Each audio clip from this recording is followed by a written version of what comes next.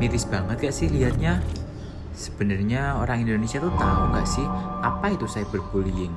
Cyberbullying merupakan tindak kejahatan yang dilakukan dengan sengaja dalam bentuk fitnah, kata-kata kasar, ancaman, pelecehan, dan hinaan yang bertujuan untuk memojokkan dan mengintimidasi korban, dilakukan dengan menggunakan teknologi digital.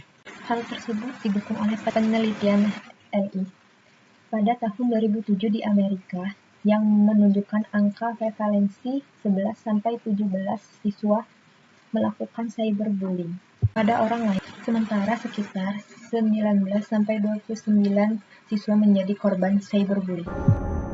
Lalu, apa sih ciri-ciri dari cyberbullying? Cyberbullying termasuk ke dalam cybercrime.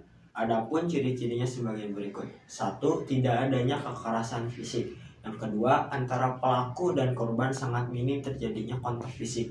Yang ketiga, memanfaatkan teknologi dan menggunakan peralatan tertentu. Dan yang keempat, memanfaatkan jaringan telekomunikasi, informasi, dan media secara global. Cyberbullying di Indonesia dapat diselesaikan melalui Undang-Undang Nomor 19 Tahun 2016, Undang-Undang Nomor 11 Tahun 2008 tentang informasi dan transaksi elektronik.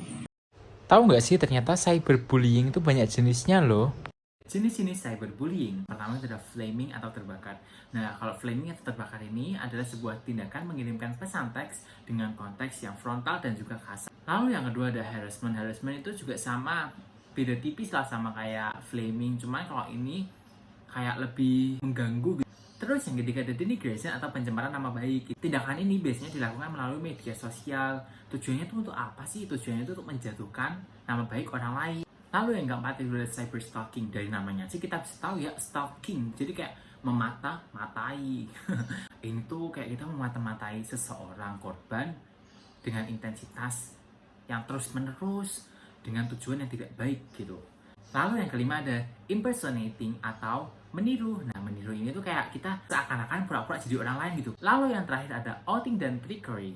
Nah, outing ini tuh adalah tindakan menyebarkan rahasia orang lain. Misalnya kalau outing itu berupa foto-foto pribadi gitu. Nah, terus untuk trickery itu adalah tindakan untuk membujuk korban. Membujuk korban buat apa?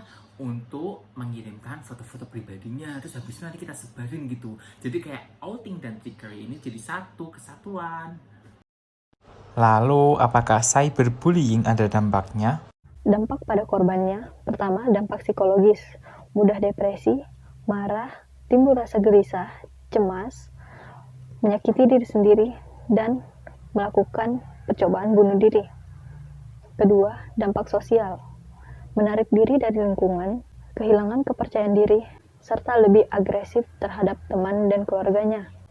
Tiga, dampak terhadap kehidupan sekolah, penurunan prestasi akademik, rendahnya tingkat kehadiran, serta perilaku yang menyimpang di sekolah. Dampak bagi para pelaku yaitu cenderung lebih bersifat agresif, berwatak keras, mudah marah, impulsif, lebih ingin mendominasi orang lain, kurang berempati, dan dapat dijauhi oleh orang lain.